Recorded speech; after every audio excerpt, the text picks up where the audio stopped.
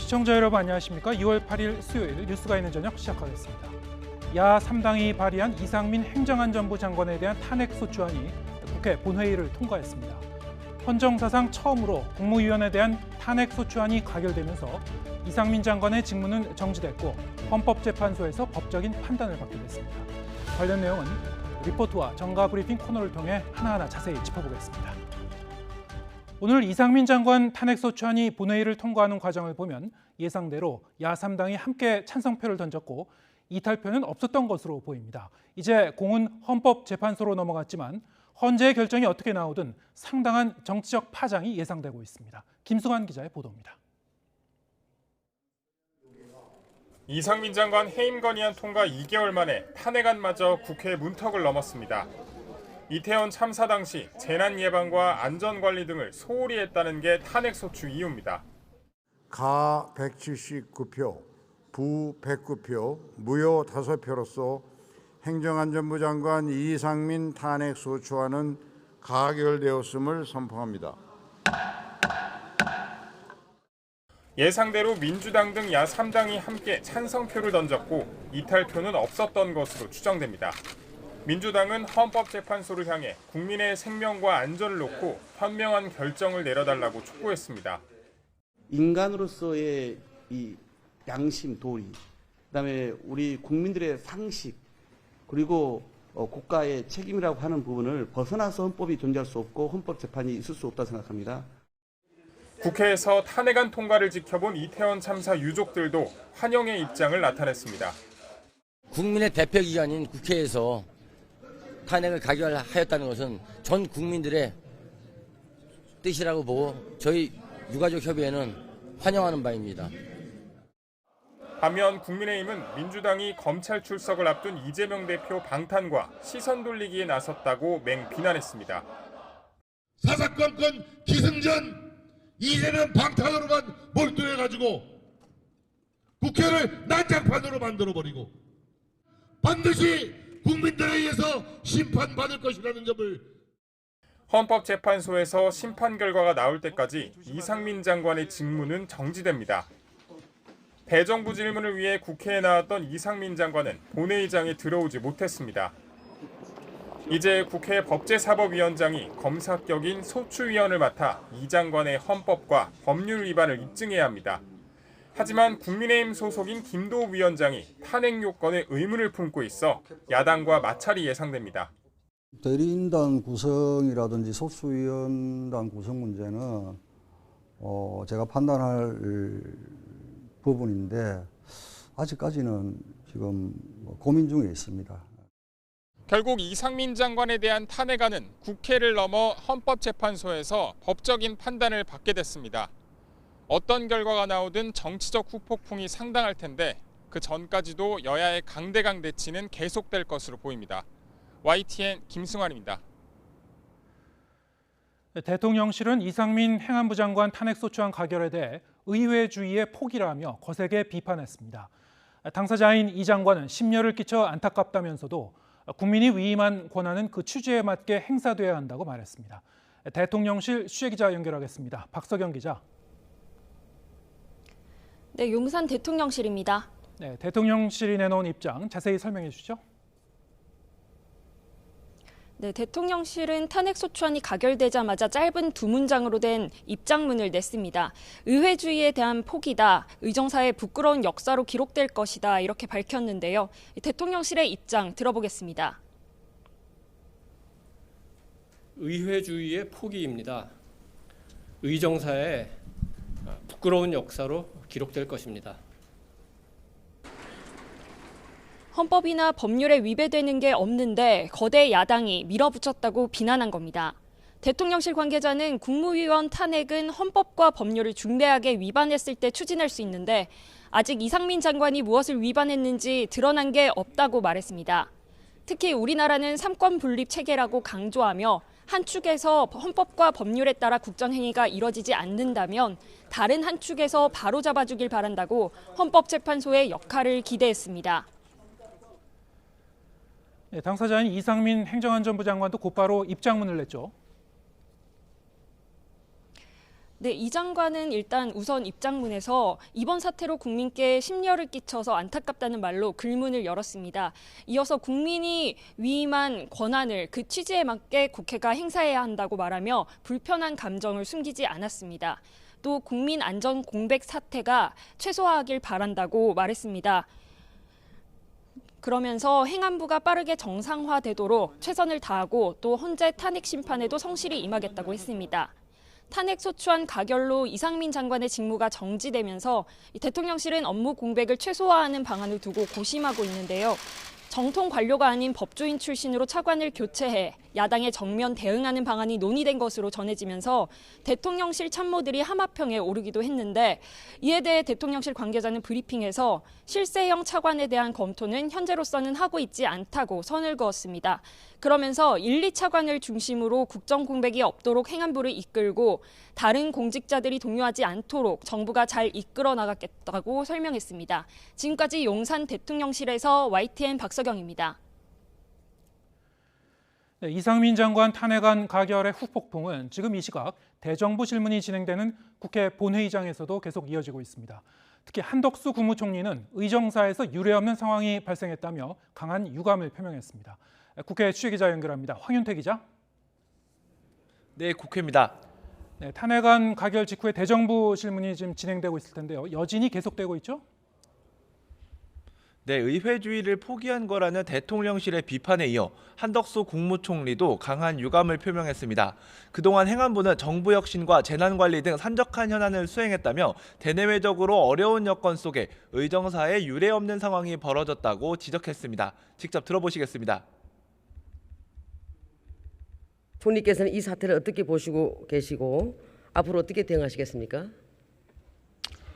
대내외적으로 여러 어려운 여건 속에서 의정사에 유례없는 이러한 상황이 벌어진 점에 대해서 국무총리로서 매우 유감스럽게 생각합니다. 그러면서 한치의 흔들림 없이 차관과 재난안전관리본부장을 중심으로 행안부 본연의 업무에 만전을 기하도록 하겠다고 강조했습니다. 국민의힘 역시 탄핵안 가결은 이재명 대표 방탄을 위한 거라며 힘을 보탠 가운데 민주당은 대통령실로 전선을 확대했습니다. 특히 의정사의 부끄러운 역사로 기록될 거라는 대통령실의 입장을 직격했습니다. 박홍근 원내대표는 이태원 참사와 관련해 국민 탓, 유족 탓을 하더니 국회까지 탓한다면서 자기들이 감당할 일을 국회가 수습하고 있다고 꼬집었습니다. 자기들이 감당해야 될 일을 국회가 수습하고 있는 거 아니겠습니까?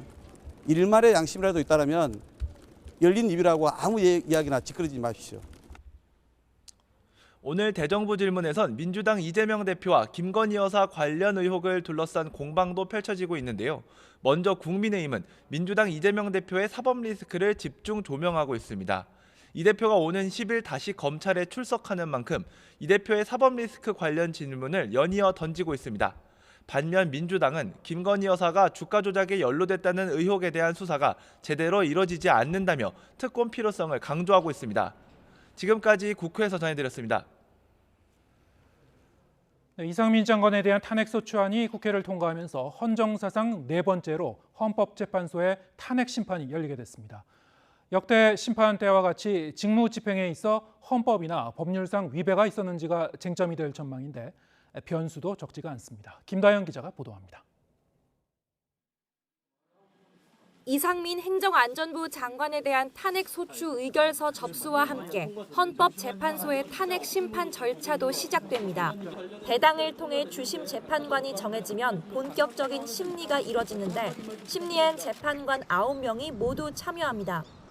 변론 기일을 잡기 전엔 회의를 통해 주요 사건으로 분류해 집중 심리를 할지 또 준비 기일을 잡을지 등을 논의하고 피청구인의 답변서 같은 자료를 검토합니다. 이 장관에 대한 탄핵 심판은 헌정사상 4번째로 앞선 사례의 결과는 제각각이었습니다. 쟁점은 모두 직무 집행에 헌법이나 법률상 위배가 있는지였는데 고 노무현 전 대통령에 대한 청구는 기각됐습니다. 박근혜 전 대통령에 대해선 청구가 인용돼 파면 결정이 내려졌습니다. 당시 헌재는 국정농단 사건을 둘러싼 박 전 대통령 행위에 헌법과 법 위반이 있다고 판단하면서도 세월호 참사 당시 정책 결정상의 잘못 같은 직책 수행의 성실성 여부는 그 자체로 소추 사유가 될 수 없다는 기존 판례를 유지했습니다. 가장 최근 사례였던 임성근 전 부장판사는 이미 임기가 끝나 파면이 불가능하다는 이유로 본안에 대한 심리 없이 각하가 선고됐습니다. 헌재 모든 심판은 180일 안에 선고하는 게 원칙이지만 강제 조항은 아니라서 심리 기간도 들쭉날쭉합니다. 노 전 대통령은 사건 접수 63일 만에, 박 전 대통령은 91일 만에 결과가 나왔고 임 전 부장판사의 경우 266일 만으로 가장 오래 걸렸습니다. 탄핵 심판 정족수는 재판관 9명 가운데 7명 이상이 참여해 6명 이상이 찬성해야 하는데 이 장관 사건의 경우는 재판관 임기가 변수입니다. 다음 달이면 이선의 재판관의 임기가, 2달 뒤면 이석태 재판관의 임기가 끝납니다. 헌재법상 7인 체제까지는 심리가 가능하므로 임기 만료를 고려하지 않고 심판 절차를 진행할 수도 있지만 후임 재판관이 오면 심리나 변론을 다시 하게 되는 번거로움이 있습니다. 언제 후임이 임명될지 모르는 상황에서 새 재판관이 들어올 때까지 무작정 기다리기엔 사회적 관심이 큰 사건이란 부담이 있습니다. 이번 탄핵 심판에선 여당인 김도읍 법제사법위원장이 검사 역할을 해야 하는데 김 위원장이 이 장관을 상대로 제대로 된 신문을 할지도 변수가 될 전망입니다. YTN 김다연입니다. 네, 다음 소식입니다. 국민의힘 전당대회 본경선에 참여할 후보를 가리기 위한 예비경선 여론조사가 시작된 가운데 당권 후보들은 당심을 잡기 위한 총력전에 나섰습니다. 김기현 의원과 나경원 전 의원의 회동을 두고 주자들 사이 날선 신경전도 오갔습니다. 엄윤주 기자의 보도입니다. 민주당 등 야3당이 이상민 행정안전부 장관 탄핵소추안을 강행 처리하자 국민의힘 당권 주자들은 한 목소리로 강도 높게 비판했습니다. 민주당이 국정과제도 수행하지 못하게 하고 장관은 파면하고 해서 윤석열 정부를 마비시키려고 하는 목적이 있다고. 국가적으로 여러 가지 시간이라든지 여러 가지 귀중한 것들을 낭비시키는 이런 민주당의 태도에 대해서 정말 규탄에 맞지 않습니다. 본 경선에 진출할 후보 4명을 확정짓기 위한 여론조사가 시작된 만큼 당원들의 표심을 하나라도 더 얻기 위한 포석으로 해석됩니다. 하지만 김기현 의원과 나경원 전 의원의 회동을 두고는 팽팽한 신경전을 이어갔습니다. 나 전 의원이 사실상 자신에 대해 지지 선언을 한 것이라고 밝힌 김기현 의원은 실제 투표권을 행사할 책임 당원에게 큰 의미가 있을 것이라고 강조했습니다. 손을 맞잡고 함께 간다는 것은 많은 우리 책임 당원들, 특히 정통 보수의 뿌리를 지켜온 우리 당원들에게는 매우 의미가 큰 것이라고 생각합니다. 김기현 의원 측은 나 전 의원과의 연대로 예비 경선에서 압도적인 승리를 할 것이라고도 예측했는데 안철수 의원은 즉각 견제에 나섰습니다. 사진에서 사실은 났습니다만 그 사진에 나타난 표정에 대한 여러 가지 해석들이 있지 않습니까? 표정 어떻게 보셨어요? 다른 후보들도 김기현 의원을 겨냥해 사실상 지지 선언을 강요한 것이나 다름없다고 강하게 비판했습니다. 두 양강 주자인 김기현 의원과 안철수 의원 모두 예비 경선을 통해 확실한 승기를 잡겠다는 각오입니다. 최근 여론조사에서 상승세를 타고 있는 친 이준석계, 천하람 후보가 컷오프를 통과할지도 관심입니다. YTN 엄윤주입니다. 튀르키예와 시리아를 강타한 지진으로 인한 사망자 수가 10,000명에 육박하고 있습니다. 늘어나는 피해 규모에 전 세계가 안타까워하고 있지만 폐허 속 기적도 잇따르고 있는데요. 구조된 신생아가 건강을 회복하고 있고 강진 발생 이틀 만에 잔해 속에서 물 한 모금을 마신 소년도 가슴을 뭉클하게 합니다. 이종수 기자입니다. 어린 소년이 병뚜껑에 담긴 물을 연신 마시며 입맛을 다십니다. 이 소년은 튀르키예 남부 하타이의 건물 잔해 속에서 구조팀이 찾아낸 시리아 난민 무하마드 아흐메드. 강진 발생 이후 거의 45시간이 지나서야 물을 마시며 생존의 빛을 본 겁니다. 시리아 북부 마을에서 구조대원이 막 태어난 아기를 잔해 속에서 구해내 안고 나오는 모습은 깊은 인상을 남겼습니다. 아기는 병원으로 옮겨져 인큐베이터에서 치료를 받고 있습니다. 몸무게 3.17kg으로 등과 다리 등에 심한 타박상을 입었습니다. هاي البنت في معها كدمة شديدة على الظهر مع التوجم يعني غالبا متعرضة من تحت الأنقاض متعرضة لضغط أو ساقط عليها شيء. 산모는 숨을 거두기 전 잔해에 파묻힌 채 아기를 낳은 것으로 전해졌는데 이 아기는 가족 7명 가운데 유일한 생존자로 건강을 회복하고 있습니다. 잔해에 갇힌 지 45시간 이상 지나 소녀가 들것에 실려 밖으로 나오자 박수가 터져 나옵니다.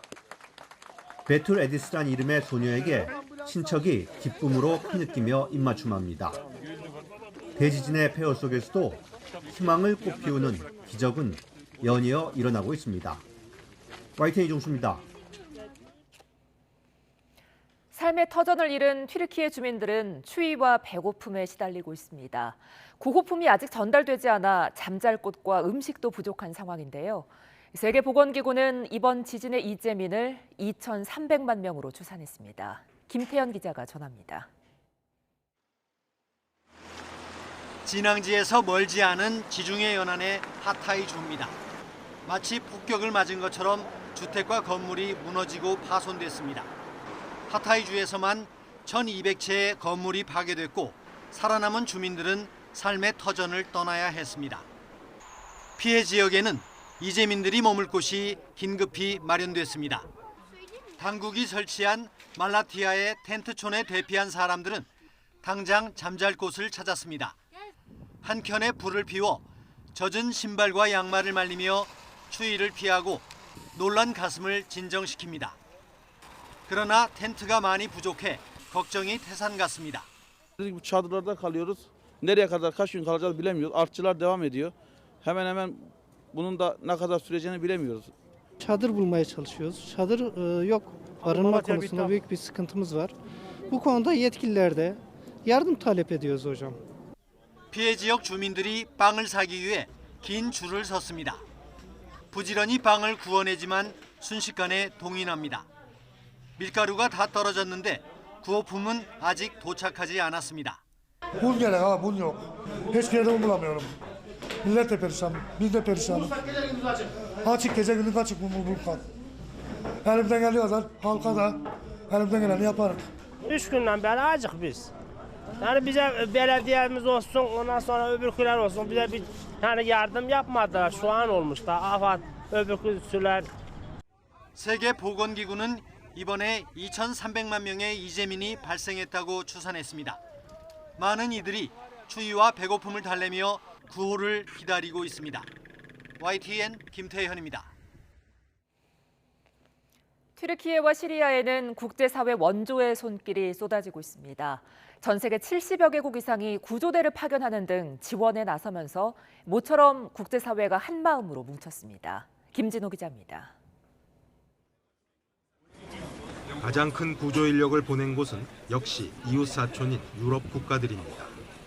유럽연합 EU 19개 회원국은 27개의 수색 구조팀과 의료팀을 지원했습니다. 구조대원만 1,100명이 넘고 구조견 70마리도 동원됐습니다. Die Region, in der wir uns dann gleich befinden werden, ist wirklich im Moment sehr, sehr stark vernachlässigt und es ist soweit den ersten Berichten wirklich überall nur Trümmer. 강대국 미국은 각각 79명으로 구성된 2개의 수색 구조팀을 급파했습니다. 일본은 75명 규모의 구조대를 튀르키예에 파견했고 중국은 구조팀을 포함해 74억 원 상당을 긴급 지원하기로 했습니다. 영국도 적극 지원에 나섰습니다. We are doing what we can to provide support. We're in touch with the authorities in both Syria and Turkey, and specifically, we are in the process of sending 77 search and rescue experts to Turkey. 전쟁 중인 우크라이나와 러시아도 구호 활동에 적극 동참했습니다. 우크라이나는 양국에 필요한 지원을 하겠다며 구조대 수십 명을 보냈습니다. 러시아는 시리아에 배치된 군인들이 수색 및 구조 작업을 돕고 있다고 밝히고 필요한 지원을 하겠다는 입장입니다. 튀르키예와 앙숙 관계인 그리스도 모든 자원을 동원해 복구를 지원하겠다는 입장을 밝혔습니다. 엄청난 재앙을 겪고 있는 튀르키예와 시리아를 돕기 위해 모처럼 국제사회가 한마음으로 뭉쳤습니다. YTN 김진호입니다. 우리 해외 긴급구호대도 튀르키예에서 본격적인 구조 활동을 시작했습니다. 대원들은 지진 피해가 심한 하타이 지역에서 수색과 구조 활동을 이어갈 예정입니다. 계속해서 신현준 기자입니다. 현지 시각으로 오전 7시쯤 튀르키예 남동부 가지안테프 국제공항에 도착한 공군 수송기에서 대한민국 해외 긴급구호대가 차례로 모습을 드러냅니다. 단일 파견으로 역대 최대 규모인 긴급구호대는 외교부 원도연 개발협력국장을 대상으로 국방부 49명, 소방청 62명, 한국국제협력단 6명으로 구성됐습니다. 이들은 지진 피해가 큰 하타이 지역에서 수색과 구조 활동을 이어나갈 계획입니다. 향후 세부 계획은 다른 나라 긴급구호대나 유엔 측과의 협의를 거쳐 결정될 것으로 보입니다. 외교부는 이와 별도로 튀르키예 측에 긴급 구호 물자를 전달했습니다. 현장은 지진 발생 만 이틀이 지나 인명구조 골든아워가 얼마 남지 않은 데다 기온이 영하 6도까지 떨어져 수색과 구조가 시급한 상황입니다. 현지 기온이 영하를 기록하고 있습니다. 신속한 구조가 이루어지지 않을 경우 동사가 걱정되는 상황입니다. 우리 긴급구호대는 튀르키예 요청에 따라 탐색구조팀 중심으로 꾸려졌는데 정부는 지진 피해 현장 상황에 맞춰 추가 지원이나 파견을 검토하고 있습니다. YTN 신현주입니다. 한편 튀르키예와 시리아의 부실한 건물들이 피해를 키웠다는 지적이 나오고 있습니다. 튀르키예는 앞서 1999년에도 강진으로 큰 인명 피해를 본 적이 있는데 뼈아픈 과거가 재현됐습니다. 임수근 기자입니다. 튀르키예 지진 현장의 특징은 폭격을 맞은 듯 주저앉는 대형 건물들이 많다는 것입니다. 중소형 건물은 물론 아파트 등 대형 건물들도 힘없이 밑으로 무너져 내렸습니다. Elbette korktuk. Bütün binalar sallandı. Ayakta duramazdık. Bütün sürekli sallandı.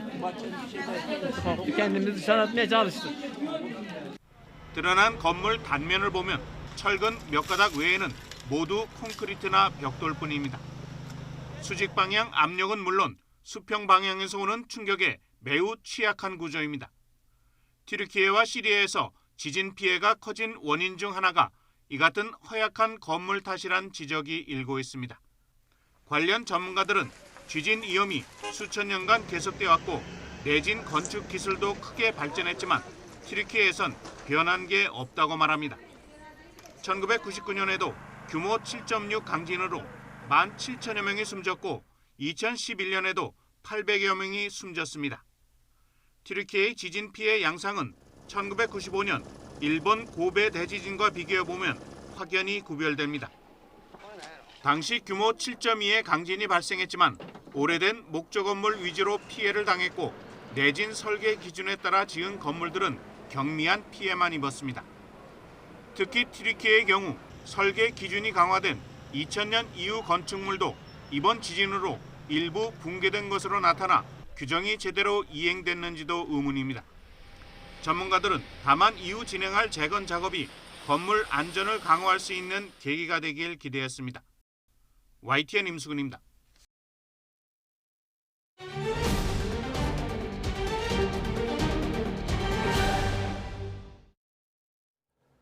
네, 오늘의 정치권 소식 정가 브리핑에서 김준일 뉴스톱 수석 에디터와 함께 짚어보겠습니다. 안녕하세요. 예, 안녕하세요. 네, 오늘 결국 탄핵소추안 이상민 장관에 대한 탄핵소추안 가결이 됐습니다. 찬성이 179표, 반대 109표, 무효 5표. 야 3당이 발의해서 야당 표가 예상됐던 그 수준에서 뭐 거의 다 끌어모은 것 같기도 하고요. 예.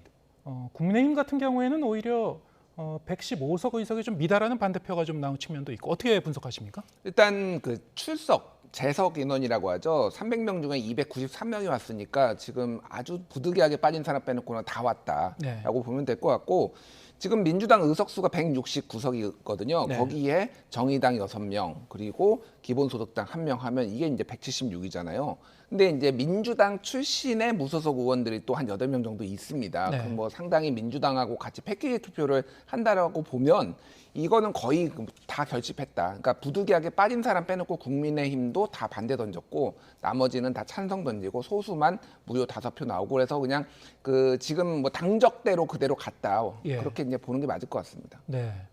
무기명 투표라 뭐 정확하게 세부적으로 할 수는 없습니다만 추정컨대 야3당과 국민의힘 쪽이 확연하게 의견이 갈린 것 같다. 물론 이제 민주당 의원 내부적으로도 좀 고민이 있는 의원들이 있었습니다만 민주당에서 뭐 극소수 이탈표가 나왔는지는 확인할 길이 없습니다만 예. 전반적으로 보면 하여튼 여와 야가 확연하게 좀 갈린 그런 이 표결 결과가 나왔습니다. 자, 이렇게 되면은 헌재로 이제 공이 넘어갔는데요. 앞으로 어떻게 이 법정이 판단할 것이냐. 이 장관에 대한 이제 탄핵 소추이기 때문에 이게 뭐 헌법이나 법률 위반인지를 판단하는 데 있어서 뭐 경미한 뭐 징계 정도의 그 정도 사안으로는 넘어갈 일이 아니지 않습니까? 예. 상당히 좀 그 엄격하게 헌재도 판단할 것 같은데 법적으로도 뭐 여러 가지 쟁점이 있을 것 같아요. 일단 민주당이 이제 탄핵소추안을 발의를 하면서 어떤 부분을 법을 위반했는지를 좀 명시를 했어요. 그래서 국민의 생명과 안전을 지켜야 돼 헌법상의 의무가 있는데 이걸 지키지 않았다. 그리고 재난안전기본법상 주무장관의 의무를 회피를 했다는 건데 좀 더 구체적으로 얘기를 하면은 이를테면은 참사가 어느 정도 예상이 됐어요. 인파가 많이 몰렸기 때문에. 그러려면은 재난통신망 등 안전대책을 마련해야 되는데 제대로 안 했다. 그리고 중앙사고수습본부를 설치를 했으면은 조금 더 인명을 구할 수 있는데 이것도 장관으로서 의무를 안 했다라는 거거든요. 네. 그리고 국정조사장에서 책임 회피성 발언하고 2차 가해성 발언을 했다. 뭐 이런 것들이 이제 탄핵 사유라고 이제 민주당 쪽에서는 얘기를 했습니다. 네. 다만 이게 정말로 그러면은 탄핵 사유가 될 것이냐에 대해서는 좀 이견이 많이 갈리는 것 같아요. 특히 국민의힘에서는 이런 식으로 느슨하게 적용하면은 탄핵 대상이 안 될 사람이 누가 있느냐라고 예. 얘기를 하고 있고 그거는 이제 헌법재판소에서 판단을 할 문제인 것 같아요. 그래서 지금 법상으로는 180일 이내에 헌법재판소에서 심판을 하게 돼 있거든요. 그런데 이게 의무 조항은 아닙니다. 그래서 이걸 넘긴 사례도 있고 그 전에 된 사례도 있고 하지만 어쨌든 8월 이제 지금 2월이니까 8월 이내에는 선고가 날 것이다 이렇게 예상을 좀 해볼 수 있는 거죠. 네, 일반적으로는 8월 이내 여름까지는 결과가 나올 것 같다. 물론 뭐 예외적으로 가장 탄핵소추 결과가 늦게 나온 게 한 268일 만에 나온 경우도 있었다고 하죠.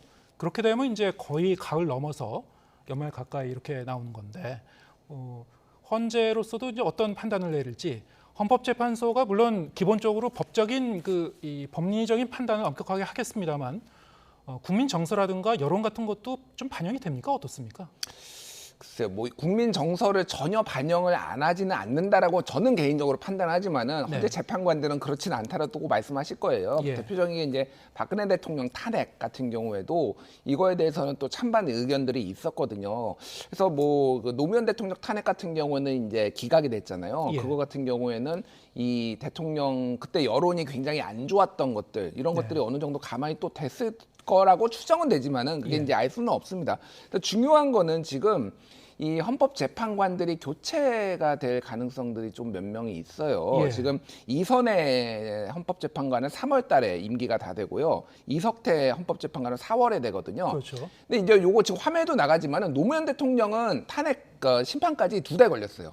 그리고 상당히 좀 빨리 나온 편이군요. 빨리 예. 나왔어요. 왜냐하면 대통령이 이제 너무 오래 부재가 되면 안 된다라고 네. 판단해서 박근혜 대통령 세 달이 걸렸고 임성근 부장판사는 8달 반 정도 걸렸습니다. 그러니까 박근혜 대통령, 노무현 대통령의 사례를 준용을 하면은 만약에 이게 빨리 나온다라고 하면은 이선의 재판관 같은 경우는 당장 다음 달이니까 이선의 재판관은 교체가 된 이후에 될 것 같은데 이석태 재판관 같은 경우에는 뭐 아직 임기에 있는 와중에 이게 심판이 나올 수도 있는 거예요. 심판 결과가. 네. 이게 왜 중요하냐면은 이분들이 대체적으로 다 진보 성향의 헌법재판관으로 분류가 되거든요. 예. 근데 이제 새로 신임은 또 보수 성향의 재판관들이 거의 유력합니다. 그러면 이게 정치적 보수도 있지만은 법례를 굉장히 보수적으로 보느냐 뭐 이런 것들도 있다라고 보면 이게 어느 정도 영향을 줄 수 있거든요. 왜냐하면 9명 중에 6명이 찬성을 해야지만 이게 이제 인용이 되는 건데 상당히 어떻게 보면 빡빡하거든요. 그 숫자가. 근데 한두 명의 교체됨으로 인해서 이게 조금 영향을 받을 소지도 있다라고 봐야 될 것 같습니다. 중간에 헌법재판관이 교체가 된다면 교체된 다음에 또다시 새로 들어온 헌법재판관은 처음부터 다시 이 관련 서류를 보고 심리를 다시 시작하는 게 되는 겁니까? 그렇죠. 그러니까 이게 좀 시간이 상당히 좀 길어질 그 요인이 되겠군요. 그래서 이제 헌법재판관이 지금 9인에서 6명이 이제 찬성을 하는 거잖아요. 그러니까 인용을 하는 거잖아요. 그런데 이거를 7인까지는 할 수가 있어요. 7인까지는 할 수가 있기 때문에 만약에 헌법재판관이 또 이제 야당이 지금 키를 쥐고 있으니까 이게 뭐 인사청문회도 해야 되잖아요. 이게 길어질 가능성, 이거 임용 자체가. 그러면은 이게 좀 어떻게 될지 아예 9인 체제로 가지 않고 7인 체제에서 또 헌법재판소에서 판결을 내릴지 뭐 이런 변수들이 조금 여러 개가 있는 것 같습니다. 아까 그래픽에도 잠깐 나왔습니다만 가장 늦게 이 탄핵 심판의 결과가 나온 경우가 임성근 전 판사 아까 267이라고 나오더군요. 그렇게 되면은 거의 8달 이후에 나오는 거니까 어떻습니까? 이게 결과가 어떻게 나오냐에 따라서 정치적 파장도 상당히 좀 클 것 같은데요. 일단 이게 근데 아주 늦게 나오지는 않을 것 같다라는 예상들이 있는데 뭐 총선을 즈음해가지고 그러니까요. 뭐 총선하고 좀 우리가 좀 연결지어 보기 위해서 그런 건데요. 그런데 이제 정상적으로 나온다면 8월이면은 사실 내년 4월에 있을 총선과 그렇게 붙어있지는 않기 때문에 또 새로운 아젠다 이슈들이 또 나올 거고 이거에 대해서는 여야가 좀 많이 갈리는 것 같아요. 그래서 뒤에 나오는 그 SBS 넥스트 리서치 여론조사가 있는데 이태원 참사에 책임이 있음으로 탄핵해야 되는 데가 40.4 그리고 정치적 공세니까 탄핵하면 안 되는 데가 48.2거든요. 그래서 아주 차이가 많이 나지도 않아요. 이게. 좀 더 탄핵하면 안 된다가 좀 더 높지만은 어쨌든 지금 이게 정치적으로 어마어마하게 뭐 이를테면 기각이나 각하가 된다고 해서 민주당 쪽에 타격을 받을 것이냐 그렇게 보여지지는 않습니다. 예, 알겠습니다. 이제 탄핵 소추 탄핵 심판 과정에서 검사 역할을 이제 김도읍 그 법사위원장이 하기 때문에 국민의힘 소속 좀 어떤 역할을 어떻게 수행을 할지 적극적으로 수행할지 좀 여기에 대해서 야3당은 상당히 좀 의구심을 갖고 있겠습니다만 어쨌든 그 과정을 좀 지켜봐야 될 것 같습니다. 이 장관 직무가 이렇게 정지되는 게 사상 초유여서 행안부 입장에서도 상당히 좀 당황스럽긴 할 것 같아요. 지금 그래서 뭐 실세 차관으로 임명을 한다 뭐 이런 얘기들까지 나오고 있는데 아직 좀 결정된 바는 없는 것 같습니다. 그래서 뭐 실세 차관으로는 검사 출신이 이제 뭐 임명이 될 가능성들에 대해서 얘기가 나오고 있어요. 다만 이게 지금 행안부라는 업무가 지방자치 업무 그리고 경찰의 관리 뭐 이런 거잖아요. 그리고 소방 어떤 재난 이런 건데 검사 출신이 맞는 키처럼 이렇게 사용되는 것이 이게 좀 맞는 방식이냐. 그러니까 여기를 조금 어떤 전장, 만약에 검사 출신 만약에 좀 핵심 차관으로 임명을 새로 한다라면 여기를 일종의 전장처럼 인식하는 거 아니냐, 대통령이. 뭐 이렇게 좀 볼 수 있을 것 같습니다. 그래서 저건 지켜보면 될 것 같아요. 그래서 지금 있는 차관으로는 조금 약하다라고 생각을 할 수 있을 것 같은데. 저 카드는 여전히 좀 살아있다고 보십니까? 저런 게 뭐 아주 구체적으로 지금 얘기가 나온 건 아니고 사실 언론이 좀 함합형으로 나온 거예요. 저 카드들이 나온 거지 아직 조금 지켜봐야 될 것 같기는 합니다만은 저런 게 나오는 데는 또 이유가 있거든요. 그러니까 그 정도로 여기가 중요하다 지금 행안부가 이렇게 조금 대통령실에서도 보는 것 같아요. 그리고 밀리면 안 된다. 이게 국정 기조가 전체적으로 밀리면 안 된다 쪽이라서 저렇게 검사 출신들 핵심 측근들을 좀 새롭게 차관으로 임명할 가능성은 배제할 수는 없을 것 같습니다. 행안부 장관이라는 자리가 어떤 역할을 하기 때문에 공백이 좀 길어지면 안 된다는 어떤 뭐 그런 경계감을 갖는 이유가 있을까요? 그러니까요. 그게 방금 말씀드렸듯이 하나는 경찰, 하나는 소방, 하나는 지방자치잖아요. 그러니까 사실 이제 검사 출신이 와서 경찰을 좀 보는 것에 대해서 경찰에서는 상당히 불편해하겠죠. 왜냐하면 검경에 대한 어떤 최근에 어떤 갈등도 있고 그럼에도 불구하고 경찰국을 둘러싸고 이제 굉장히 그 여야 갈등이 있었기 때문에 이것도 밀리면 안 된다라는 거고 또 하나는 이태원 참사에 대해서 어쨌든 이게 조금 전체적으로 정치적 책임을 지지 않고 이게 야당의 부당한 공세다라고 계속 이제 입장을 보이고 있었잖아요. 그 부분에 있어서도 더 강수를 좀 둬가지고 조금 전체적으로 전국을 이끌어 나갈 가능성들 뭐 이런 것들을 좀 볼 수가 있고 또 하나는 어쨌든 선거 사무 관리는 저기가 합니다. 행안부 장관이 하게 돼 있거든요. 네. 이제 선관위가 원래 기본적으로 하지만은 그래서 그런 부분들도 이제 어느 정도 고려가 되지 않을까 그렇게 보여집니다. 자, 이렇게 되면은 그야말로 좀 표현하셨다시피 밀리면 안 된다. 여나 야나 한 발도 이제 점점 물러설 수가 없는 그런 처지가 돼서 기싸움이 치열해지고 올 상반기는 상당히 좀 강대강 국면으로 갈 수밖에 없겠군요.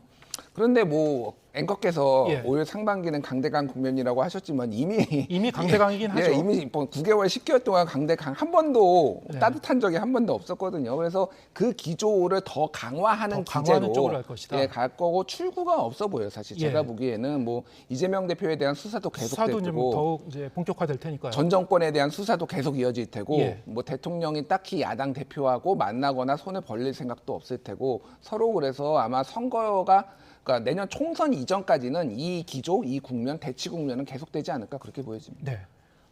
지금 말씀이 맞긴 합니다만 제가 이제 그런 말씀을 드린 거는 여러 가지 민생 문제도 쌓여 있고 올해 중에는 그래도 여야가 뭔가 이 협치의 이 실마리를 찾아야 되지 않겠느냐는 얘기가 계속 나오곤 있습니다만 오늘도 이제 보면은 상당히 좀 어렵지 않겠느냐 그런 느낌이 들긴 하는군요.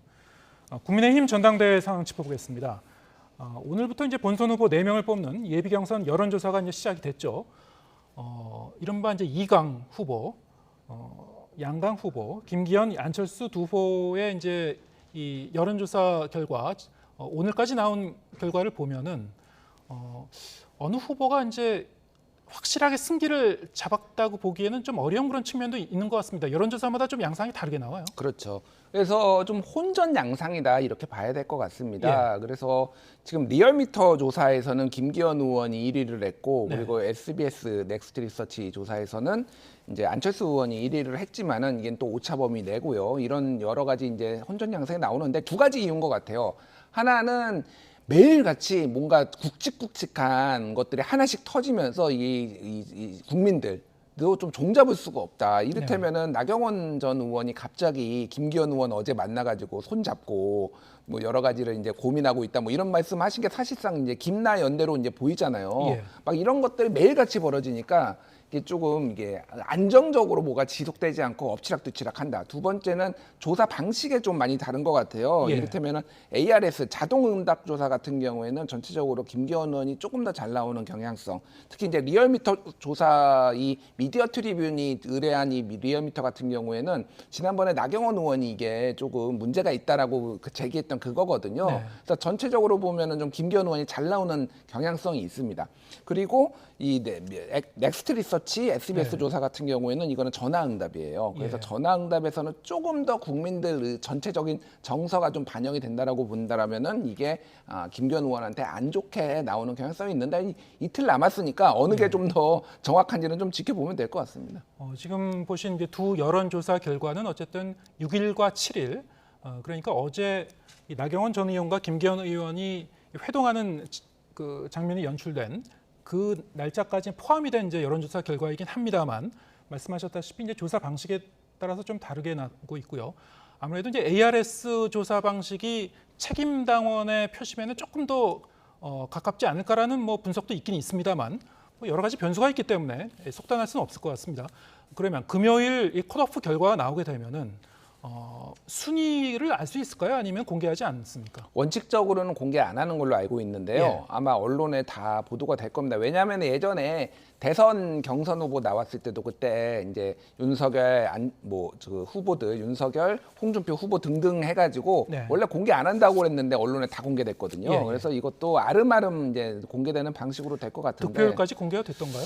예, 그때도 여론조사 얼마 이렇게 해서 예. 조금 다 이제 공개가 됐고 그 전에 참 예비 경선에서도 그때도 공개 안 한다고 했는데 그게 다 아름아름 공개가 됐거든요. 그래서 이제 공개가 될 것 같습니다. 중요한 거는 그래서 지금 전체적으로 보면은 이제 주목해야 될 거는 천하람 후보가 조금 상승세를 띄고 있다. 그래서 천하람이 3등을 할 가능성도 지금은 배제할 수 없다. 네. 이렇게 봐야 될 것 같아요. 그래서 이게 이제 4인 컷오프에 들어가면은 또 구도 자체가 안철수, 김기현뿐만이 아니라 천하람 후보가 전체적으로 비윤, 반윤의 표를 가지고 어떤 식으로 이제 선전을 할지 그래서 3강으로 만들지 여부도 좀 많이 봐야 될 것 같습니다. 예, 알겠습니다. 오늘 말씀 여기까지 듣겠습니다. 김준일 뉴스톱 수석 에디터와 함께했습니다. 고맙습니다.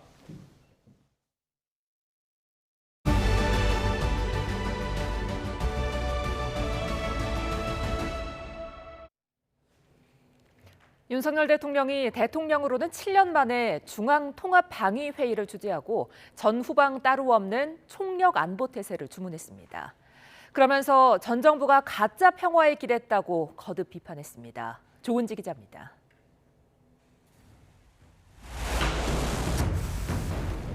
북한이 우리를 명백한 적으로 규정하고 무력 도발을 이어가는 살얼음판 나날 속 윤석열 대통령이 중앙통합방위회의를 주재했습니다. 18개 부처 장관과 17개 광역단체장, 민관, 군경의 주요 지휘자까지 안보 위협 상황을 책임지는 관계자 160여 명이 청와대 영빈관에 모였습니다. 북한의 침투와 도발에 대응하기 위해 지난 1968년 시작된 이 회의를 대통령이 주재하는 건 무려 7년 만인데 윤 대통령은 문재인 정부의 안보 태세를 질타하며 포문을 열었습니다. 가짜 평화에 기대서 민관 군경의 통합 훈련이 제대로 시행되지 못했습니다. 범국민적 총력전 수행 체제 또한 약화된 측면이 있습니다. 윤 대통령은 경제도 안보 위에 서 있다. 안보는 군인만 하는 게 아니다 말하면서 모두 국가방위에 힘을 모으자고 강조했습니다. 그러면서 매년 초 회의를 주재하겠다고 약속했습니다. 윤 대통령은 전후방이 따로 없는 총력 안보를 언급하면서 대량 살상 무기와 사이버 공격 등 다양한 상황에 대응하는 내실 있는 훈련을 하라고 지시했습니다.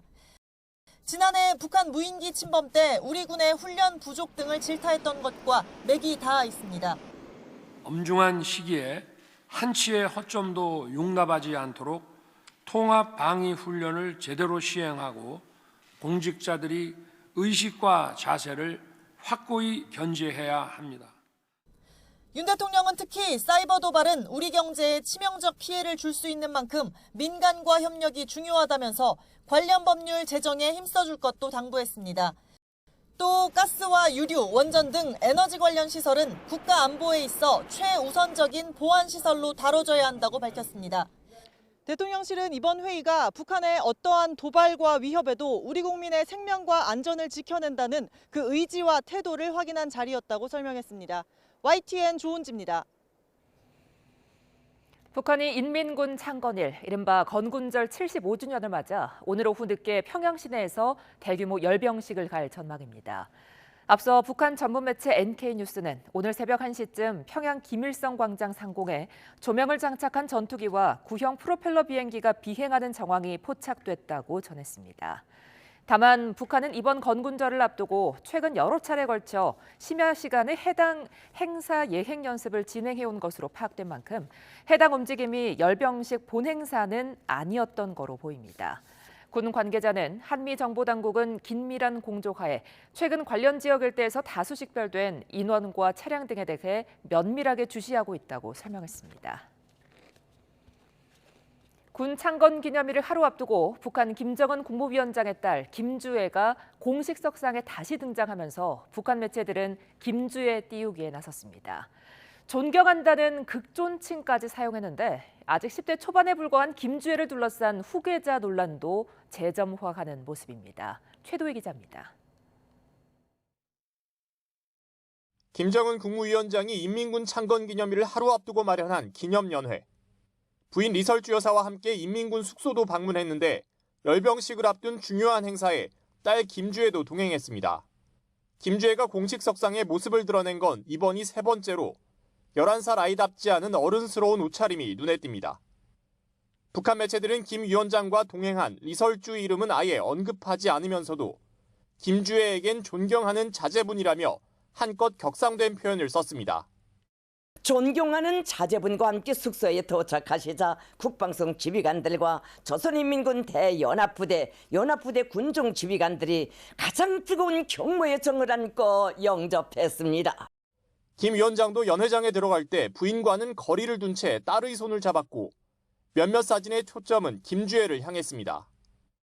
주목받는 테이블 중앙 자리도 김주애의 차지였고 환갑이 훌쩍 넘은 장성들과의 기념 촬영에서도 마찬가지였습니다. 이에 따라 김주애를 둘러싼 후계자 논란도 재점화하고 있습니다. 김주애에 대한 개인 숭배가 이미 시작되었다는 걸 시사하는 것이고요.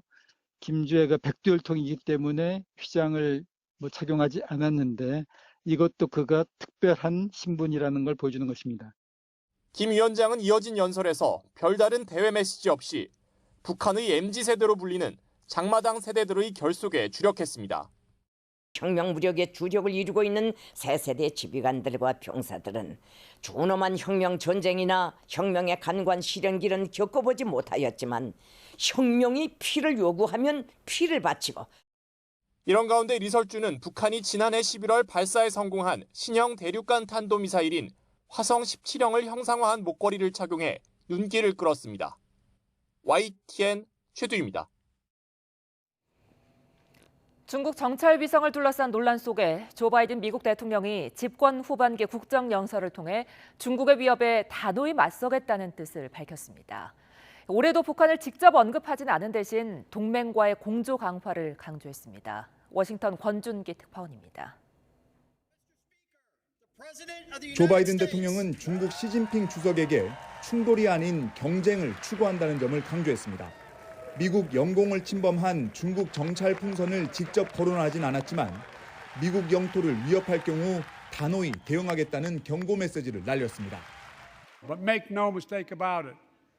As we made clear last week, if China threatens our sovereignty, we will act to protect our country, and we did.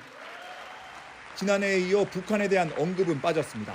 하지만 독재 정권은 약해지고 있다며 동맹국들이 비용 지출을 늘리고 더 많은 행동에 나서고 있다고 밝혔습니다. 한미일의 대북 공조와 서방의 대중국 견제 전선 강화 등을 강조한 대목으로 풀이됩니다. 그러면서 미국에 맞서는 건 좋은 선택이 아니라고 경고했습니다. It's never ever been a good bet to bet against America. Never.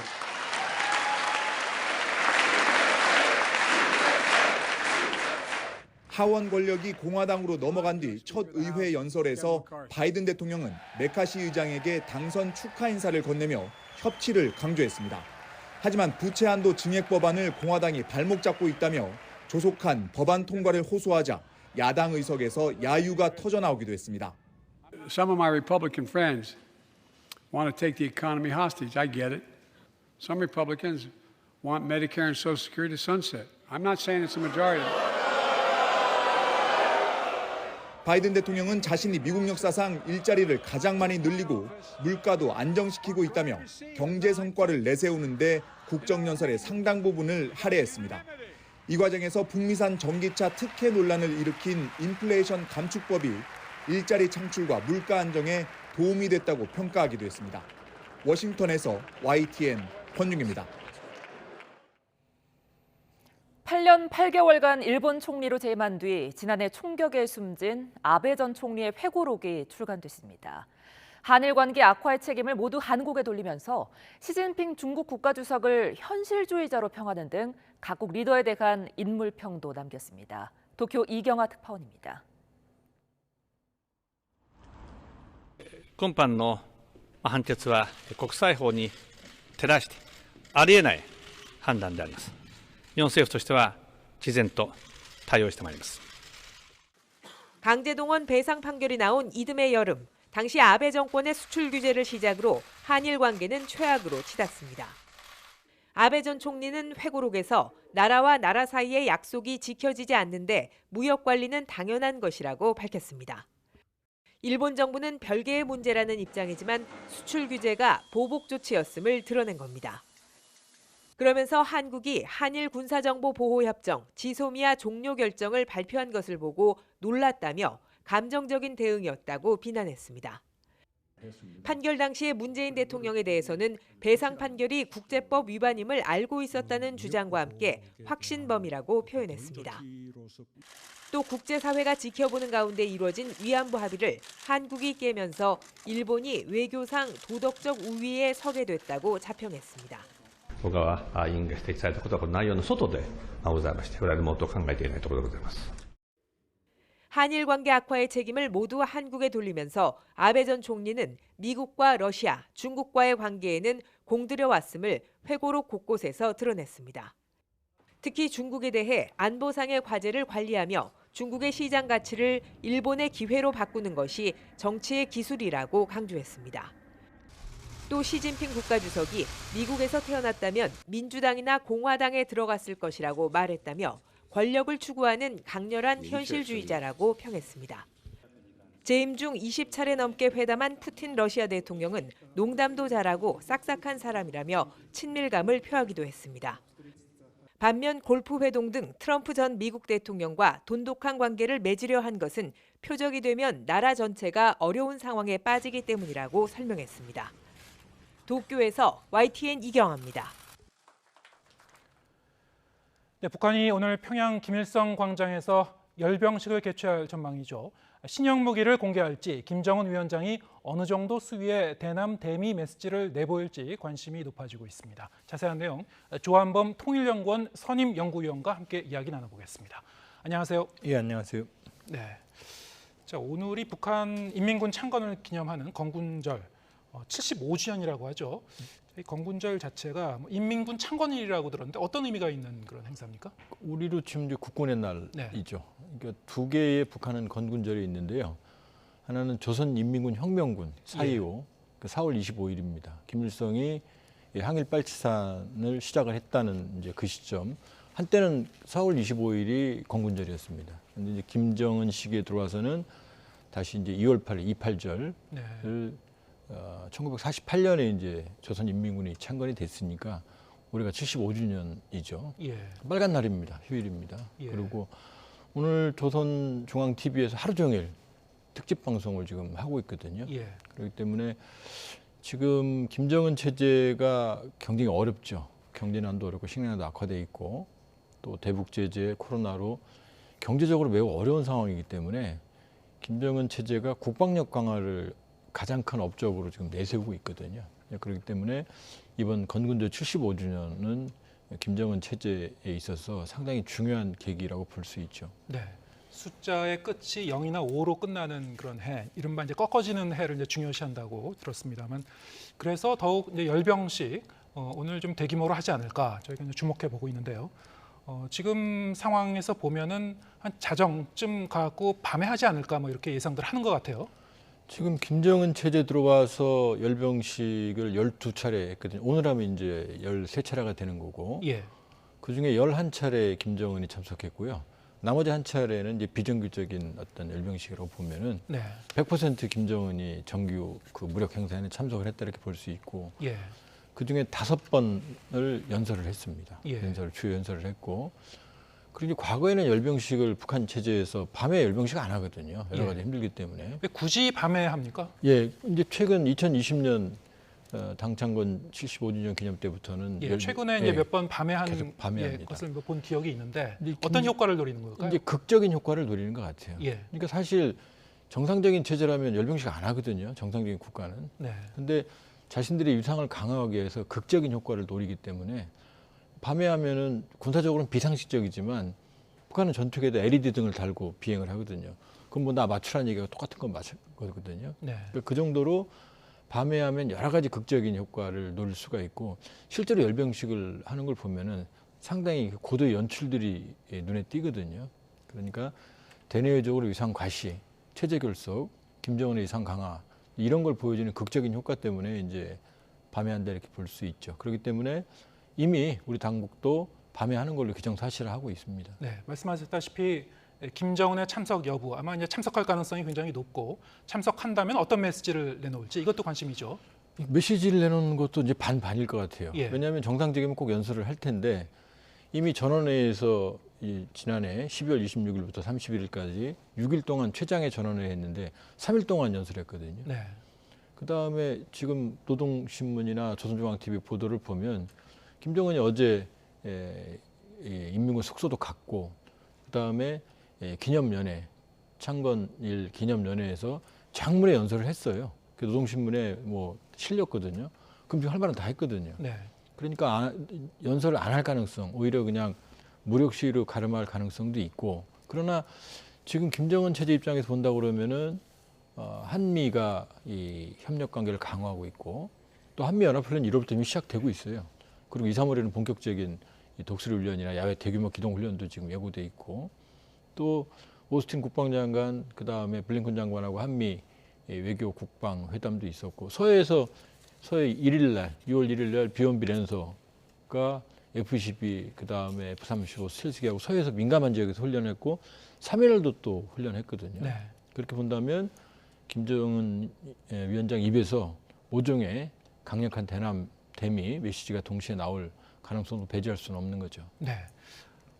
또한 열병식에 어떤 그 무기가 나올지 상당히 좀 전망이 나오고 여러 가지 전망이 나오고 있습니다만 뭐 핵탑재가 가능한 무슨 미사일이 나올 것이다라든가 새로운 ICBM이 나올 것이다. 어떻게 보십니까? 이제 북한이 2021년 1월 노동당 제8차 대회에서 이 국방 분야에서 새로운 전략 무기의 중점 목표들을 정한 게 있거든요. 네. 뭐 1월 최근에 이제 북한이 고체 로켓 엔진 시험을 했거든요. 예. 그러니까 거기에도 들어 있어요. 대용량 고체 로켓이. 그러니까 고체 엔진의 신형 네. ICBM 가능성. 그다음에 최근에는 이제 무인기가 또 화두거든요. 네. 우크라이나 전쟁이나. 그다음에 이제 12월에 우리가 이제 무인기로 홍역을 치렀기 때문에 북한이 이제 그걸 감안해서 이 새로운 무인기를 보일 가능성. 그다음에 지금 김정은 위원장 입에서 이 초대형 방사포 600mm거든요. 네. 정말 초대형입니다. 지구상에서 가장 큰 방사포 다연장인데 6연장입니다. 6발이 들어가는 이제 캐니스터가 들어 있는데 여기에 핵탄두 탑재가 가능하다 그런 표현을 썼거든요. 그러면 그동안은 그런 얘기를 안 했거든요. 재래식 고폭탄을 썼는데 북한은 이 핵탄두가 탑재 가능한 미사일에는 표식을 합니다. 이 격자 무늬형, 체크 무늬형. 그러니까 이 신형 방사포에 그런 어떤 그 핵탄두가 탑재가 가능하다는 그런 형태의 무기를 보여줄 수 있고 또 SLBM, 신형 SLBM도 이미 예고를 했거든요. 네. 그다음에 정찰위성 이런 것들과 관계된 것들을 보여줄 가능성이 있다 이렇게 봐야겠죠. 네. 결국 여러 가지 이제 무기를 열병식에 내놓고 이제 과시하는 이유는 뭐 대남 대미 메시지 그리고 그 내부적인 어떤 그런 그 효과도 노리는 거겠죠. 지금 지난해 말에 전원회의 노동당 전원회의를 열었거든요. 예. 근데 지금 2달 만에 2월 하순에 전원회의를 또 예고했어요. 네. 2달 만에 전격적으로. 근데 의제가 농업 문제입니다. 예. 초미의 관심사라고 있거든요. 근본적인 변혁이 필요하다고. 뭐 일부 언론 보도에서 지금 개성에서까지 뭐 하루에 수십 명의 아사자가 발생한다. 그 부분은 좀 확인이 필요한 것 같아요. 예. 개성에서까지 아사자가 하루에 수십 명 발생했다 그러면 이건 고난행군과 똑같은 거거든요. 네. 그러나 어쨌든 그 보도의 진위 여부를 떠나서 그 정도로 상황은 아사자는 전에부터 간헐적 발생했거든요. 예. 그럼 이 정도로 지금 식량난, 그 다음에 지금 식량 가격도 계속 고공행진이거든요. 그러니까 아주 어려운 상황이거든요. 그렇게 본다 그러면 이 김 위원장 입장에서는 지금 내세울 게 농업 문제 해결이 안 되거든요. 네. 경제 문제 해결이 안 되거든요. 그럼 결국 가시적으로 보여줄 수 있는 건 국방력 강화의 상징적인 효과들이거든요. 네. 그러니까 여기에 이제 일종의 열병식 정치죠. 열병식은. 저렇게 뭐 예. 자주 열병식할 이유가 전혀 없거든요. 예. 열병식이 어떻게 진행되는지는 이제 오늘 밤에 보면 뭐 알 수 있을 거고요. 열병식을 앞두고 김정은 위원장이 한 달 정도 이 공개 석상의 모습을 드러내지 않다가 이 노동당 중앙군사위원회 확대 회의를 그 주재를 했죠. 여기서 이제 군사 사업을 근본적으로 개선 강화하겠다 뭐 이런 얘기를 했는데 어떻게 보십니까? 아까도 이제 잠깐 말씀하셨습니다만 이제 한미 연합 훈련도 의식하고 있을 것이고 앞으로 어떤 그 군사적 행동을 하겠다는 뭐 그런 신호로 봐야 되나요? 예, 우려스럽지만 이제 무력 도발의 가능성이 매우 높아졌습니다. 예. 왜냐하면 지난해 9월 하순 이후부터는 한미가 정상적인 9.19 합의에 위반되지 않는 통상적인 훈련을 해도 북한이 꼭 맞대응을 했거든요. 네. 그 마지막이 이제 그 12월 26일에 있었던 무인기 도발이거든요. 그리고 12월 31일 1일 날 쐈던 방사포는 그냥 통상적인 건멸 검수 사격이니까 이 무력 도발의 의도는 없었던 것 같아요. 본인들 과시지. 그런데 지금 1월부터 한미가 아미타이거 우리 미래형 부대 여단과 스트라이커 여단이 훈련을 했고 그다음에 경기도 등지에서 두세 차례 훈련을 했어요. 그다음에 2월 1일 날 서해에서 한미 연합훈련이 있었고 공군 3일에도 있었거든요. 그리고 이제 줄줄이 훈련을 앞두고 있거든요. 지금까지 조용했거든요. 그렇게 보면 지금까지는 열병식 준비에 주력을 했던 것 같고요. 그러니까 그 당 중앙군사위원회는 올해 한미에 대응하는 북한의 모종에 왜냐하면 거기 나오는 게 정세에 대응해서 주어진 정세에 대응해서 지금 환경이죠. 인민군 훈련을 확대하고 전쟁 준비 태세를 강화하라 그랬거든요. 네. 그럼 이걸 보여주는 무력 시위에 나설 가능성이 매우 높기 때문에 예. 이번 열병식이 끝나고 나면 모종의 북한의 군사적인 도발의 가능성이 매우 높아졌습니다. 예. 우리가 좀 경계감을 갖고 좀 대응을 해야 되겠군요. 이번 이제 노동당 중앙군사위원회 확대 회의 그 사진을 보면은 김정은 위원장 뒤로 깃발이 하나 보이죠. 예. 깃발에 이 미사일 총국이라는 이제 글자가 이제 노출이 됐습니다. 의도적으로 좀 노출했다고 봐야 될까요? 그렇게 봐야죠. 예. 정중앙에 있거든요. 예. 기존에는 없었던 조직 같은데요. 이제 이렇게 되어 있습니다. 인민군 내에서 미사일을 예.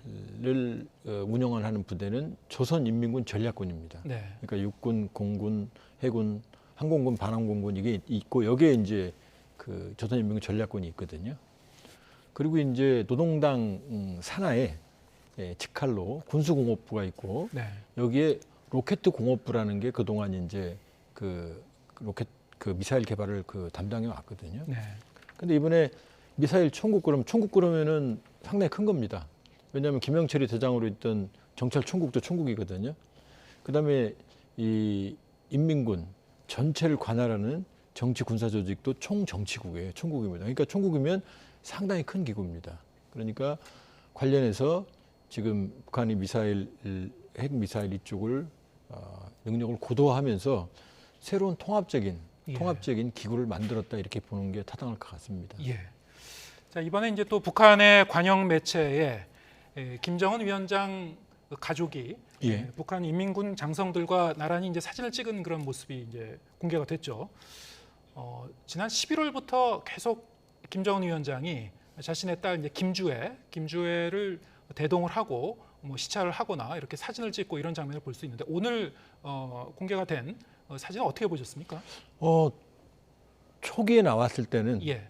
그냥 일종의 뭐 상징적인 뭐 효과. 왜냐하면 북한이 미사일이나 국방력 이런 얘기를 할 때마다 후대들의 안전을 위한 거다 이런 표현을 계속 써왔거든요. 네. 그럼 김주애는 사실은 후대를 상징하는 인물이거든요. 예. 그런 편에서 어떤 그 군사력 강화를 그런 어떤 위험한 이미지를 중화시키고 네. 또 군사력 강화의 정당성 이런 걸 강조하는 측면이 이제 분석이 주를 잃었거든요. 그리고 또 하나는 북한은 가부장적인 정치 문화이기 때문에 네. 여성이 그동안 정치적인 세를 과시하거나 독자적인 세를 가진 적이 없어요. 예. 후기자는 뭐 상상도 못할 일이고요. 그렇기 때문에 그 당시에는 그 정도로 이제 평가가 됐는데 지금 일단 호칭이에요. 처음에는 사랑하는 자제분이었다가 존귀하신 이번엔 존경하는 자제분 그랬거든요. 예. 근데 이게 격상되는 겁니다. 이게 왜 중요하냐면 예. 북한 지도자들은 앞에 그 존칭이 붙어요. 예. 위대한은 김일성, 김정일만 씁니다. 예. 위대한 수령 김일성, 위대한 영도자 김정일. 김정은의 경우는 경애하는입니다. 경애하는 최고 영도자, 경애하는 총비서. 근데 여기 존경하는이 들어갔거든요. 예. 존경하는이. 그러면 이것을 이어가는 어떤 그런 의미가 있고 또 하나는 김주애가 이번 노동신문을 보면 김주애가 스포트라이트의 중심이에요. 네. 오히려 리설주는 사이드에 있거나 아니면 비껴 있고 그리고 사진 중에 이제 상징적인 게 김정은, 리설주 가운데 김주애가 앉아 있고 예. 그 뒤에 이제 인민군의 핵심 실세들, 인민군의 이제 총참모부, 그다음에 관리하는 총정치국, 그다음에 국방상, 국방부 장관, 그다음에 이제 인민군의 최고 핵심이라고 할 수 있는 차수 별 5개죠. 황병서가 4명이 서 있고 그 가운데 김주애가 있고 양쪽에 김정은, 리설주가 있거든요. 네. 이건 북한 역사에서는 충격적인 사진입니다. 일반인들도 사실 상상하기 어려운 사진이거든요. 예. 그때 지금 4번째거든요. 행사에는 3번 나왔고 그다음에 시찰하는데 김주애가 나왔고 그렇게 본다 그러면은 이 후계 구도와 전혀 무관하다고 보기도 어려울 것 같아요. 왜냐하면 김정은은 20대 중반에 2009년에 후계자로 등장해서 딱 3년 준비하고 승계했거든요. 예. 불안했거든요. 근데 아버지 김정일도 초기에 후계자가 될 때 계모 김성애, 그다음에 이복 동생 김평일 때문에 아주 힘들었거든요.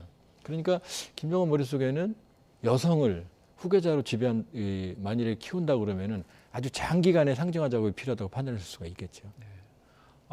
지금 나이가 10살로 지금 추정이 되고 있죠. 왜냐하면 데니스 로드먼이 예. 2013년경인가 이제 평양을 갔는데 그때 주애라는 김정은의 딸을 안아봤다 그랬거든요. 예. 그게 전목이거든요. 그럼 그때로 계산해 보면 이제 나이가 한 10살 내외로 보이죠. 김정은 위원장의 자녀 중에서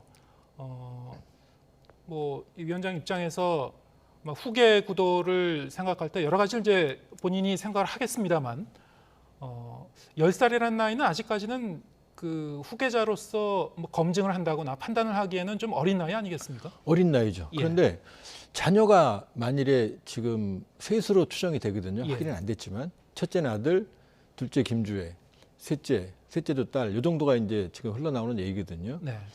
그러면 번갈아 데리고 나오거나 아니면 같이 나와야 되거든요. 예. 근데 지금 김주애만 나오고 있거든요. 그렇죠. 그렇게 보면 물론 후대를 상징한다면 더 어린 아이가 더 그 상징적일 수 있죠. 그러니까 여성을 그다음에 자기가 겪었던 그런 초기의 어려움, 아버지의 초기의 후계자의 어려움 이런 걸 고려했을 때는 여성인 김주애를 후계자로 만일에 생각하고 있다면 장기간의 상징화 작업이 필요하죠. 예. 이러면 이제 김주애를 이 김종숙, 김일성 부인이죠. 이런 여성 계보로 연결시키는 백두혈통과 연결시키는 작업을 추가로 할 것 같고요. 네. 또 향후에도 존경하는이라는 표현을 계속 쓰는지는 좀 두고 봐야 될 것 같고요. 예.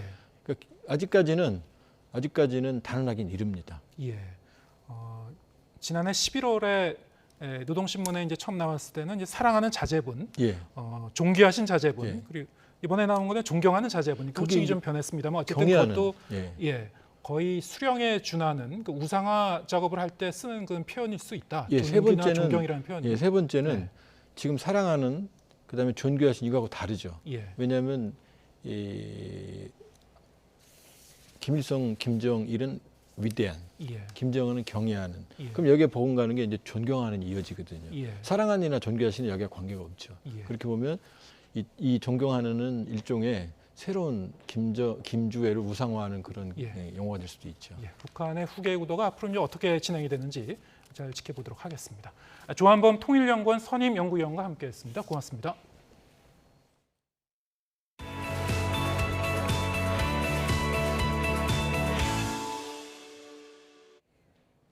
곽상도 전 의원이 대장동 일당에게서 아들 성과급 명목으로 받은 50억 원을 뇌물로 볼 수 없다는 1심 판단이 나왔습니다. 아들이 받은 돈을 곽 전 의원에게 준 것으로 보긴 힘들다는 게 재판부의 판단인데요. 불법 정치 자금을 받은 혐의만 유죄로 인정돼 벌금형이 선고됐습니다. 최민기 기자입니다.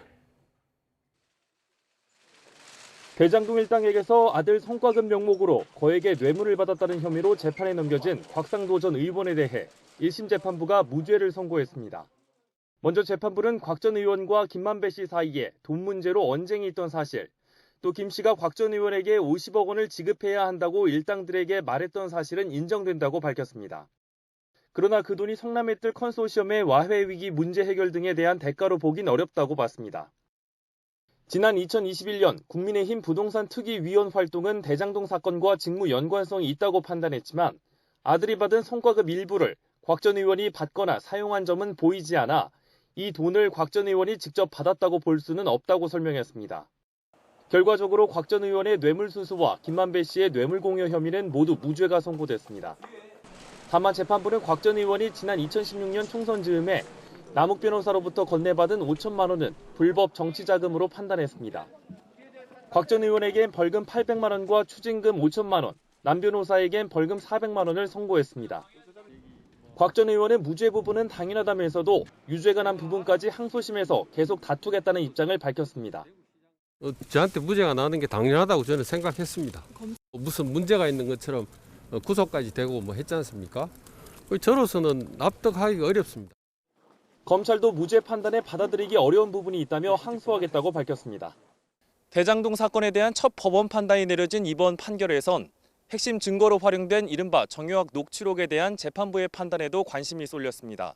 그러나 재판부가 제시된 증거만으론 혐의가 충분히 입증되지 않는다고 밝힌 만큼 대장동 일당들의 다른 재판에도 영향을 줄지 주목됩니다. YTN 최민기입니다.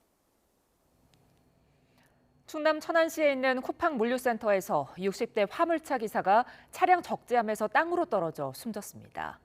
화물차 기사의 아들은 아버지가 쉬는 날도 없이 24시간 경무에 시달렸다며 과로사를 주장했습니다.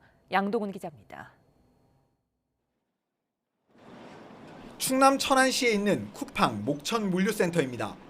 짐을 내리러 왔던 60대 남성 화물차 기사가 11톤 트럭에서 떨어지는 사고가 났습니다.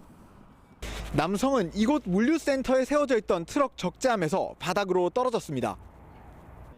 머리를 심하게 다쳐 의식을 잃은 남성은 병원으로 옮겨졌지만 숨졌습니다. 경찰은 이 남성이 트럭에 실어둔 짐을 고정하기 위해 걸어둔 화물용 벨트를 풀기 위해 적재함으로 올라갔다가 땅으로 떨어졌다고 설명했습니다. 남성은 쿠팡 협력업체 소속으로 쿠팡 물류센터들을 오가며 물건을 옮겨왔던 거로 전해졌습니다. 아버지처럼 화물기사로 일하고 있는 아들은 아버지가 하루 24시간 내내 차에서 쪽잠을 자며 심각한 경무에 시달리다가 숨졌다고 주장했습니다. 업체가 계약과는 달리 하루에 6번이나 물류센터를 오가도록 강요했고 이 때문에 퇴사까지도 결심한 상황이었다는 겁니다. 원래 계약상으로는 5탕을 줘야 되는데 계속 한 탕 더 주니까 힘들다, 몸이 못 버틸 것 같다, 몸살이 안 떨어진다고 말씀하셨습니다. 대전지방고용노동청은 이번 사고가 중대재해처벌법 적용 대상인 거로 판단하고 조사를 이어갈 방침입니다. 쿠팡 물류센터에서 발생한 노동자 사망 사고에 대해서 사업주의 안전조치 위반이 있었는지 조사 중이며 중대재해처벌법 적용 여부에 대해서도 철저히 조사할 예정입니다. 경찰은 정확한 사인을 밝히기 위해 국립과학수사연구원에 부검을 의뢰하는 한편 안전관리자와 현장 관계자들에 대한 수사를 이어갈 예정입니다. YTN 양동훈입니다. 온라인에서 화제가 된 소식을 전해드리는 오늘 새 컷입니다. 택시요금 인상에 이어서 서울시가 버스 탑승 거리에 따라 요금을 산정하는 거리 비례제를 추진하겠다고 밝혔는데요. 고물가 속 경제 부담을 고려해 결국 철회하기로 했습니다. 현재 서울 버스는 지하철 환승을 하지 않고 버스만 한 번 이용할 경우 기본 요금만 내고 있는데요. 서울시가 버스만 타더라도 일정 거리를 초과해서 타면 추가 요금을 내는 거리 비례제를 추진한다고 밝혔었죠. 하지만 고물가에 서민 경제 부담이 커진다는 이유로 결국 철회했습니다. 하지만 대신 버스와 지하철의 기본 요금을 300원 또는 400원을 인상한다는 계획이라 교통비 부담은 커질 수밖에 없을 것 같습니다. 미국을 발칵 뒤집어 놓았던 중국의 정찰 풍선이 수거됐습니다. 미 해군이 수거 장면을 공개했는데요. 화면 함께 보시죠. 배보다 더 큰 커다란 천막, 미국이 격추한 중국 정찰 풍선의 잔해입니다. 미 해군 장병들이 지난 5일 사우스캐롤라이나주 머틀비치 앞바다에서 잔해를 수거하는 장면인데요. 풍선에 폭발물이 탑재됐을 수 있어 폭발물 처리반 소속 장병들이 투입됐습니다. 60m 높이에 무게는 수천 파운드에 달하는 이 풍선 같지 않은 풍선은 장거리 탐지 장비, 또 태양광 패널 등을 탑재했다는데요. 미국 정부는 잔해를 최대한 많이 수거해 중국이 사용한 정찰 장비와 풍선을 보낸 의도 등을 분석한다는 계획입니다. 시를 쓰고 논문을 쓰는 인공지능 챗봇, 챗GPT가 연일 화제인데요. 마이크로소프트가 자사의 검색 엔진에 이 챗봇을 장착하기로 하면서 챗봇 시장 경쟁이 한층 가열되고 있습니다. 챗봇을 장착한 AI 기반의 이 새로운 검색 엔진에 대해 마이크로소프트는 검색의 새로운 패러다임이라며 급속도로 빠른 혁신이 올 것이라고 밝혔습니다. 구글 역시 전날 챗GPT의 대항마로 바드 출시를 공식화하면서 수주 안에 일반 이용자에게 공개될 거라고 밝혔는데요. 전 세계 검색 시장 1, 2위를 차지하고 있는 구글과 마이크로소프트가 챗봇 시장을 놓고 한판 승부를 벌이는 모습인데 승자는 누가 될까요? 지금까지 오늘 새 컷이었습니다.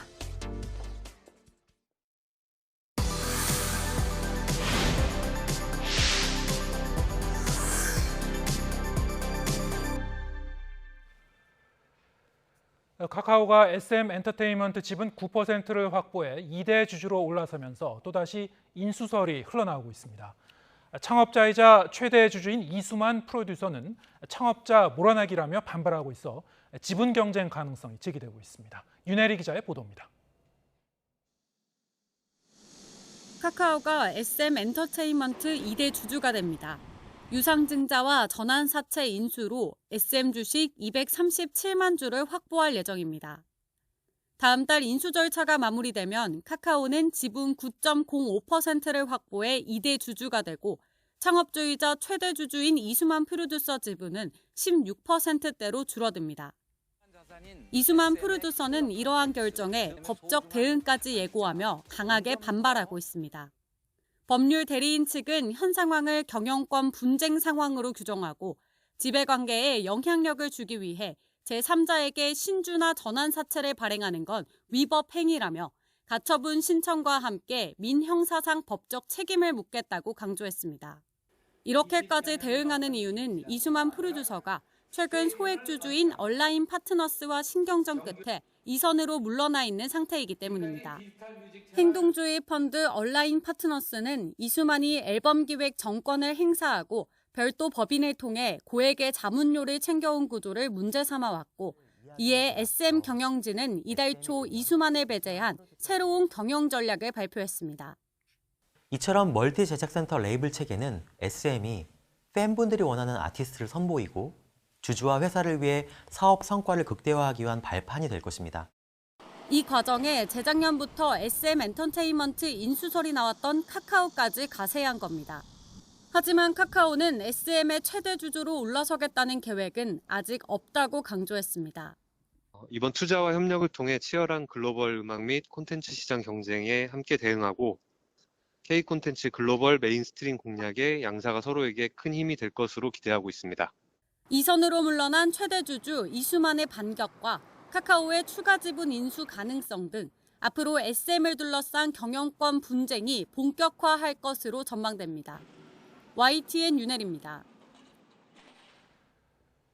프로야구 한화의 특급 신인 김서현이 SNS에 코치진과 팬 험담을 올려 논란을 일으켰습니다. 구단은 사흘간 훈련에 참가하지 못하도록 하는 징계를 내렸습니다. 이지은 기자입니다.